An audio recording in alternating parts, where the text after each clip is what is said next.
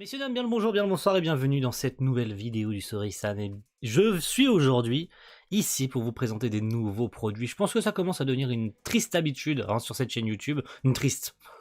Je sais que pour certains, c'est pas les meilleures vidéos de la Terre, je sais très bien que ça ne plaît pas forcément à tout le monde ce genre de contenu, mais comme il s'agit de produits qui me touchent personnellement, puisque c'est des licences que j'apprécie tout particulièrement, notamment celle qu'on évoque aujourd'hui avec Tales of Vesperia The Cross, adaptation du jeu du même nom, même si on retire le The Cross, mais vous avez compris, c'est Tale of.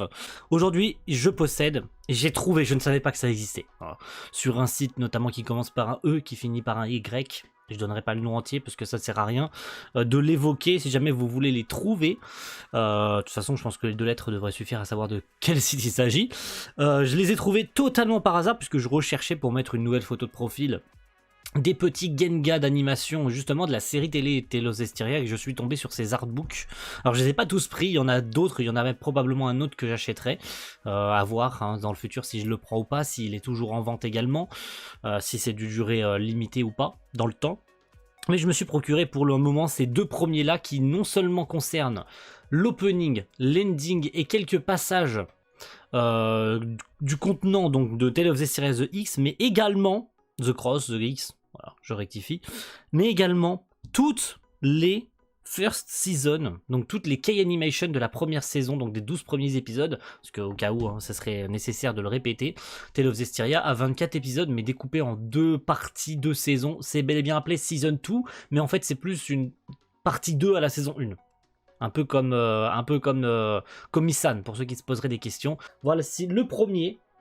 Donc il recense, donc c'est vendu vraiment par Ufotable, voilà, vous avez le petit logo Ufotable, Creator Office, donc c'est vraiment un artbook officiel vendu, qui était vendu très probablement à l'époque sur la boutique officielle d'Ufotable. Je n'avais tout bonnement aucune idée que ça existait, mais j'aurais dû peut-être m'y atteler beaucoup plus tôt étant fan de la série, et vu que maintenant j'achète très souvent ce genre d'artbook, j'aurais dû très probablement le savoir. Donc ce premier artbook contient les K-Animation sous forme donc d'artbook tout bonnement classique, si je vous le présente de cette manière. Voici les premières images, voilà, je pense que ça parle de lui-même. Avec Sorey qui se présente au personnage. Vous avez également le perso principal, puisque vous savez que cette série, tout comme j'en avais parlé dans ma vidéo sur les jeux que j'ai fait, Tales of Vesperia et Tales of Berseria donc, ont un lien commun, vu que Tales of Berseria se passe 1000 ans avant Tales of Vesperia, donc il y a forcément les personnages qui sont en corrélation, et la série animée vient ajouter énormément d'éléments à l'univers de Berseria qui sortait en même temps en jeu vidéo. Voilà, pour ceux qui veulent faire le raccord, il est important de voir, et je le reconseille, je l'avais déjà fait à l'époque, je vous conseille très fortement de regarder la série The Cross, car elle est très intéressante pour développer, si jamais vous comptez à l'avenir jouer éventuellement à Berseria, si jamais l'univers vous tente et vous intéresse, parce que les jeux sont des suites l'un de l'autre, finalement.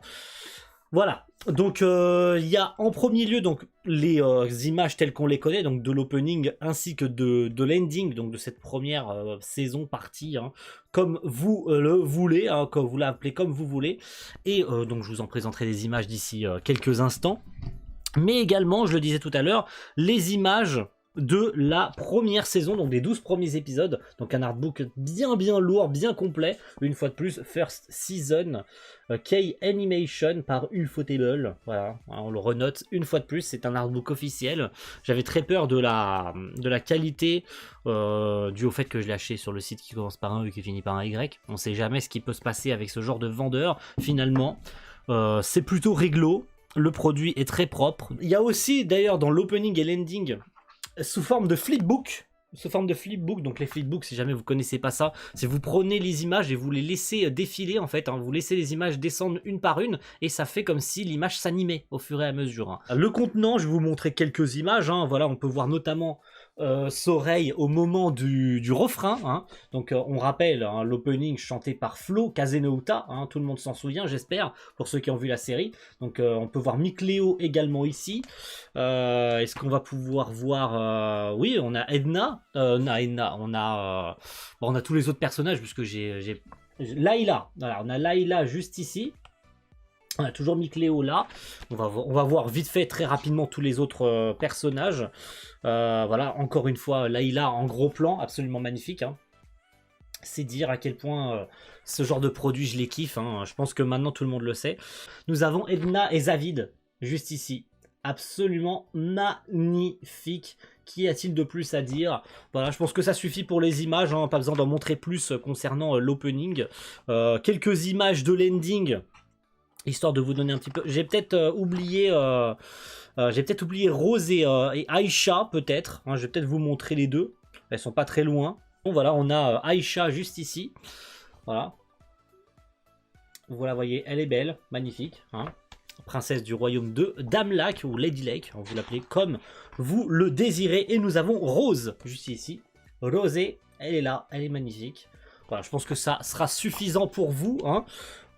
Et puis au niveau de l'ending, bon, c'est sans plus. Hein, on a quelques images très sympathiques entre les personnages. Voilà, bah, ça suffit.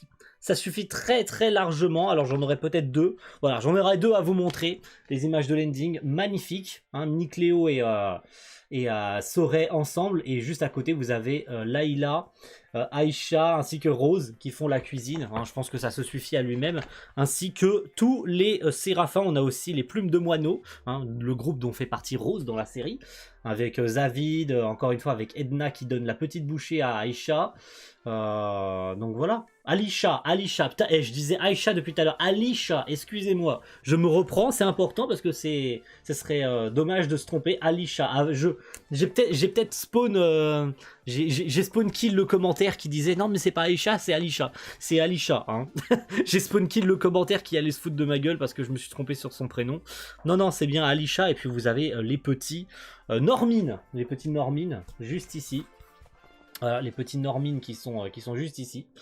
Normine qui sont des petits personnages très importants dans l'univers et qui se lient aux séraphins. Et pour finir, quelques images du flipbook.